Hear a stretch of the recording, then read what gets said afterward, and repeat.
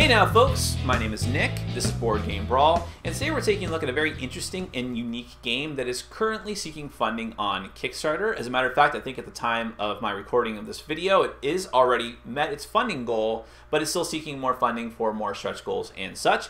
And that game is Dawn of the Occulites. This is designed by Ben Boersma and will be published by his company Darwin Games and Eagle Games.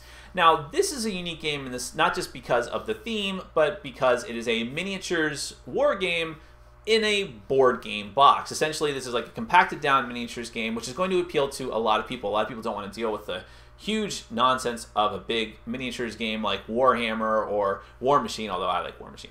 But this is a game that's is very accessible. You can just pull it out and start playing.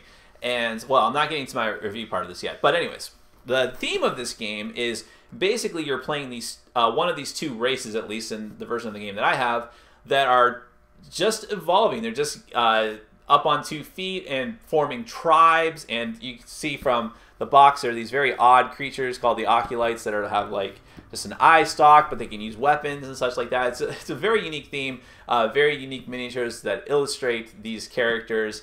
And like I said, it's basically a miniature skirmish game. You're going to have different objectives. You're going to have to get into combat. You're going to have to complete goals in order to get ahead of your opponent's tribe. There's even a campaign mode where you can go on ongoing adventures and give different bonuses and perks to the characters in the game. So, is this going to be worth your time? Should you back it on Kickstarter? Should you seek it out at retail? Well, I'm going to show you a very brief overview of the game, show you what it's got in store for you. Then we're going to come back and I'll let you know what I think.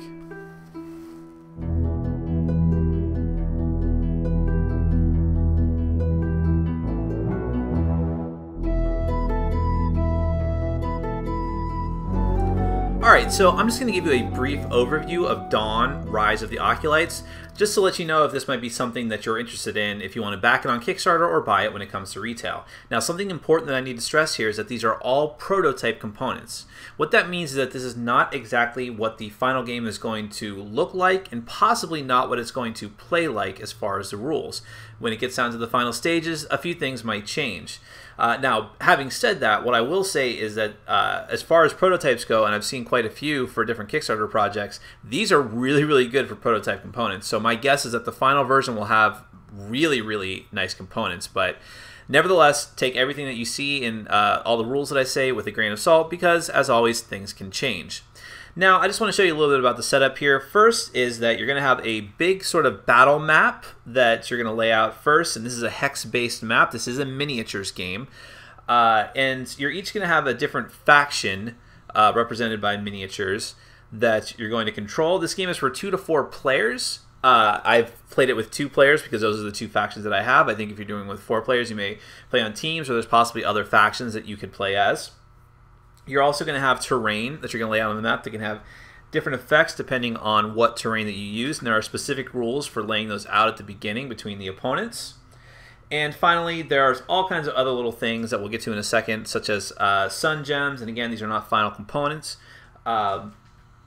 And basically, the theme of the game is that you are these tribes on another world who are basically at the start of their evolution. They're very primitive, but they can use weapons and they can enough to fight against each other. It's the Pilatus tribe and the Hydrus tribe, and this game is very scenario driven. You will decide what scenario you want to do, whether it's just for the versions of this, we're just going to take a look at the introductory scenario where the tribes are trying to take these sun gems and escape to the other side of the map. But there's all kinds of different standalone scenarios you can do. There's also a campaign mode that you can do where you'll take your tribe and actually take them over different scenarios and actually level them up, so to speak, by giving them different skills and having the ability to recruit other tribes. But let's take a look at some of the components more in depth. So like I said, each player is going to choose a different tribes, and the first thing you're going to get are these handy little handouts that are going to tell you which units you get and tell you what tribe you belong to. This is for the Hydrus tribe. Up here you're going to have a little cheat sheet of all the different actions that you can do and what they mean, and then you're going to get another card that's actually going to have how all of your actions work and special abilities that are peculiar to your particular tribe. And this is for the Pilatus tribe. And you see that just for the introductory scenario before you go into campaign mode, all the stats are going to be the same. And I'll explain a little bit more about what those mean in a moment. But they will have special abilities that the other minis don't have. And speaking of those minis, now again, these are just prototype, but they still look really, really cool. These prototype ones are made out of white metal, but the final version will be really high quality plastic, or so I'm told by the designer. This is for the Pilatus tribe. Most of them are very different. Some of them look the same, but that's because some of them actually are the same. You just have the same unit, different miniatures, so multiples of the units. But yeah, I really like the unique look on these, and they're going to be in high quality plastic, which will be even better. And here's the Hydrus tribe. One of these miniatures is actually, I believe this one for the Hydrus is actually your chief. And the chief on each of the tribes is going to have special tokens that they can use to kick off special abilities on cards, which I haven't quite gotten to yet. But you'll get a certain amount of these tokens at the beginning. This is for the Pilatus tribe. This is for the Hydrus tribe. And other things you're going to have in this game, you're going to have dice. Obviously, they won't look exactly like this. But 10-sided die are the dice of choice for this game, and you'll need a lot of them. There's going to be other little tokens that you'll use just to differentiate different things on the map. So, for instance, this one is a Podmathene tentacle that might spring up in certain scenarios. Hidden, that's to indicate that you have a tribe member that's actually hidden on the board somewhere. A wild Luftel guard. Well, actually, let me show you the Luftels as well. Now, the Luftels, not used in the introductory scenario, but these are a different type of faction that you can't actually just control right off the bat. But instead, they're like a little neutral type of faction that you can actually recruit later on, mainly in campaign mode, or if you do a standalone scenario that uses them. Each player can actually sort of recruit them and take them as extra troops. Maybe not quite as good as the troops that you have, but the more the merrier as far as troops go. So again, even these look really, really cool. I like these miniatures a lot. You will also have cards specifically for every unit that you have. These are important because you're going to want to keep track of all of the different stats, most importantly health. But you'll also, it's a very useful way, keep these in front of you. You're going to put, like for instance, if you get items like the Sun Gems, you'll put them on the individual card, because these are much easier to tell apart than just looking at the board at the miniatures. And there's other markers like cubes, which will be used for different scenarios. Here are the cards for the other tribe. And then finally, probably the most important part of the game are the cards. Now, these are going to dictate what you do in the game. Now, let's talk a little bit about the gameplay.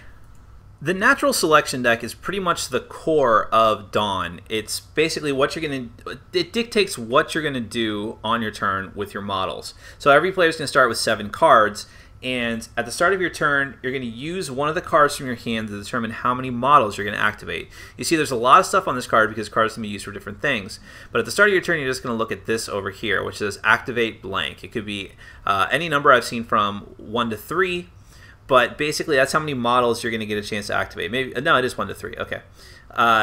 What it means is you're going to take 2 of your actual miniatures out on the board, and you're going to get to do actions with them. The amount of actions you can take are going to be equal to whatever your awareness is. And remember, at the start of the game, during the introductory scenario, at least everyone's got the same stats on both sides. So with an awareness of 2, that means you're going to get to take 2 actions with whatever models that you activate. If you choose to take one of those actions for movement, then speed is going to be how many hexes you actually get to move with that model for that action. And you can choose to take 2 move actions if you want. Attack and defense are going to be for specific combat scenarios, and health is basically if you take damage and you fall down to 0, you're out, or that model is out at least. Now, as far as combat goes, when you choose to use an action to initiate combat, you're going to try and find cards with the little spearhead in number at the top if you are the attacker. If you are the defender and someone is attacking you, you want to get cards that have the little shield symbol. Basically, both players are going to take a card like that from their hands, one of the other cards aside from the card they use to activate the models, and once both have chosen, they're going to flip up. And you're looking to have the best number possible. But you also have the chance to play up to 2 boost cards. Play it in the same way. Each player is going to decide if they're going to play a boost card, choose, put it face down, and then flip simultaneously. You can use these cards with a little sun symbol, which are specifically for boosting. And if you do that, you're just going to add whatever number that is straight up to your total. So if the attacker played a 7 and then use one of these cards to boost it, that gives him an 8 total. Now, alternatively, you can choose to play one of these, the same type of cards with either the spearhead or the shield to boost your effects. Now, if you the one prerequisite is that the card that, if you use one of these cards to boost, it must be the same value as the initial card that you played. So I could not, for instance, do that. I could not play an 8 and then boost it with a 7 shield card. I could, however, play a 7 shield card and then boost it with a 7 spear. However, that's because they're different symbols in the back, that's just going to give me a +1. If they're the same symbol, that gives me a +2. And then at that point, once you've figured out what all of your calculations are, you're going to actually start rolling dice. Whatever your total number was, once everyone's finished playing cards, you're going to roll that many dice, and you're going to try to get successes. Now, what constitutes a success on those dice is, let's go back to the attack and defense stat. In this case, both numbers are the same. So what you're going to do is, once you get done rolling the dice, you're going to look at how many dice come up as a 4 or higher if you're the attacker. And again, since it's the same number, the defender is also looking to get 4 or higher on all of his dice. Then, however many of those come up 4 or higher are counted as successes. You just get the one roll. Then you're going to determine how this all plays out. Now, there's a handy little chart in the book that's going to explain this out. So if the attacker gets the same number of successes as the defender, nothing happens. If the attacker gets more successes than the defender, but not twice as many successes, the defending unit just loses a health. If the attacking unit is greater than, if the attacking unit is more than twice the defense successes, but not times 3, it's -2 health, and so on and so forth. If it actually gets down to 4 times the amount of successes, then the unit is instantly killed. And actually, if the defender gets more, nothing happens. If the defender gets twice as more, he can actually deal the attacker -1 health. So, just to give you a little rundown, you can use an action to move closer to a mini. Let's just say he was over here. Play a card simultaneously, flip, try to get a higher number, try to roll as many dice as possible, try to get as many successes as possible to outwit your opponent, and either deal damage or successfully defend against an attack, or sometimes both things can happen. A couple other neat things I want to touch on, going back to the natural selection deck and the cards. Now, I did not tell you what all this stuff down here means. Basically, every card is going to have a special ability. In order to actually use that ability, you have to use one of your tribal chief tokens. When you decide to use one of those, you're going to get to use that whenever the situation applies. So for instance, with the steel card, after a combat, if your opponent's figure was carrying a sun gem and yours was not, you can take it, which is pretty handy. When you use this one, when you activate one of your figures, you get to take an awareness test with it. If you are successful, you may heal up to 2 lost health from the activated figure. Precise, when attacking, your attack counts as +2 this combat. And remember, all these cards have all this other stuff up here for activating your models, going into combat, etc. And just one more here. Trip, after a combat, place one of your opponent's figures that participated in that combat prone, which is bad and means you need to spend an action to get up. Now, there's a lot of other things you can do with this token, as well as giving your units, including the chief, more awareness, etc. So those are a very handy thing to have. And finally, it's important to note that your tribe has different special abilities. So let's go through a couple of those real quick. So for instance, on the Pilatus tribe, they have the Swampwise ability. That means the Pilatus Occulites suffer no penalties for moving through swampy grounds, which is some of the different terrain that can be out here. For instance, this piece of terrain here. Just another example, the Hydras have Waterwise, which means they don't have to suffer any movement penalties for water, obviously. And one of the figurines actually has a hunting net, which you could use to make a ranged attack and try to prone and lock down one of your opponent's miniatures. So all the tribes have their own different little idiosyncrasies and different little powers that they have that make them unique from the other tribe. That's basically the core of the gameplay. There's a lot of things I didn't cover, but a lot of that is going to change depending on the scenario that you're doing. And the rule book, even the prototype rule book, does a very good job of going through everything and all the different actions you can take. And there's much, much more in the back, as well as different types of scenarios. And like I said, campaign rules that are going to let you continue on and boost up your tribe, keep playing with the same tribe, and get more stuff. You see, here's all the different scenarios that you have the options of doing. So there's a lot of variety. You have a little, you can copy and print this campaign tracker to keep track of everything. Recruit more Luftals, increase all the stats of your guys, and just basically continue on evolving your tribe thematically speaking. But that's basically the core of Dawn, Rise of the Occulites.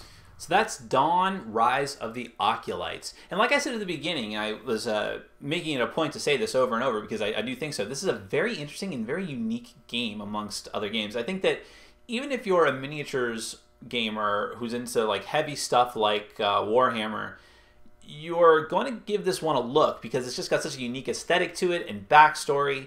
And one thing I want to stress is that, I had a prototype copy of the game and all prototype components, but even those looked pretty good, which is a very, very good indication of what the final version is going to look like. The components for this are most likely going to be just amazing. And that is definitely something to keep in mind. I mean, a lot of the things with miniatures gaming is just having very awesome components, and I have a feeling that this is going to have that in spades if the prototype is any indication. But let's talk about the gameplay. The thing I like the most about Dawn is the card-based combat. I love it when you can use cards for multiple things, and being able to play a card not just to activate your models and determine how many of them you can activate and what they're going to do, but also being able to use that card for combat, either in having different cards for either attack or defense, and then being able to use those, maybe being able to use a special ability on those cards by using your tribal chief token, and then maybe, there's lots of stuff you can do with these cards, and then maybe being able to use more cards to boost the combat card that you've already flipped and revealed. I also love that. I love the simultaneous reveal of cards. So it makes the game less mathy than other miniatures games. Now, obviously, there is math involved, but it's not just totally rolling dice and adding up numbers. It's all about the card abilities and what cards you're playing. Very, very cool. But I do like the dice rolling aspect of this, of not just like rolling a die and adding a number to your attack. The total that you get is how many dice you get to roll. I really am a fan of that in role-playing games where you're trying to just roll a certain number of successes, like in the World of Darkness games. So this, or Shadowrun as well. So more dice, the better, and because it's mitigated by your card management, it doesn't feel like just a total random mess. So I really like that system. But what I don't like about the cards is the doing the breakaway during combat, where you're just going to pull the random card off the top of the deck and whoever has a higher number. That I felt was kind of warish. The designer did say there's a couple different things you can do to get around that can make it less random, but that is something in the base rules that I wasn't a fan of, but not a big deal. Now, one thing that I was a little bit concerned about, that there's a lot of things that are probably going to get ironed out in the final game.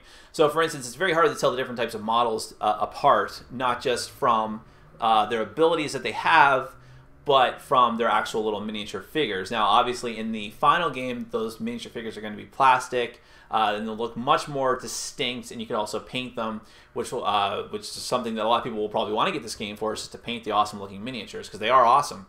But that is something, and I also felt that in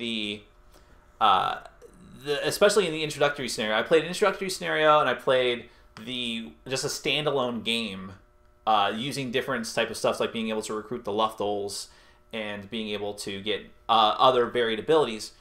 But in those, playing it with 2 players, the map felt a little bit wide open. Now, obviously, if you have more players, it's going to be a tighter experience. And also, the scenarios that I played were meant to be more of an introduction to the game, not a huge thing. Now, there's one of the coolest things, I think, and I always like it when games do this, is that there's a campaign mode. The campaign mode is actually going to let you literally evolve your tribe over a series of games. You're going to be able to recruit Luftals, you're going to be able to get abilities and swap them out.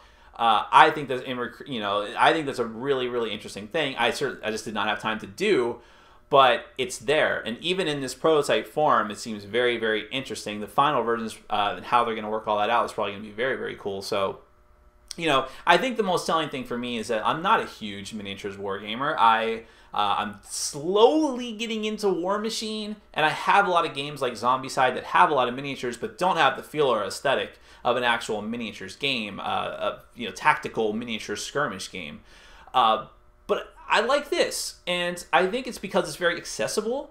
Like I said, they tried to take the feel of having a big, wide-open miniature skirmish game, but get it down to board game size, while still being complex. It's still a very thinky, strategic game, but they're able to pull that off by the folks at Darwin Games are able to pull that off by just making it accessible, but making it complex at the same time. I'm not sure if I'm phrasing that right, but I definitely applaud them for that. So I think that if you're a miniatures gamer who is looking for something different, this is it. I mean, this is different in a box, essentially.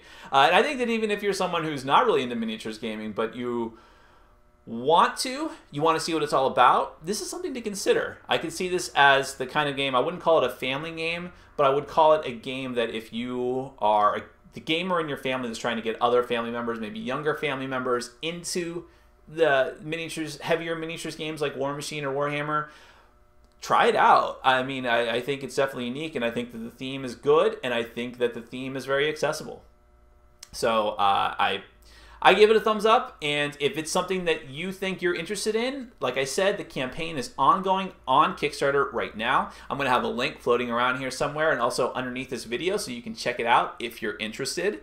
And if you, it did get funded, so it'll also be hitting retail eventually as well. Maybe you want to check it out then.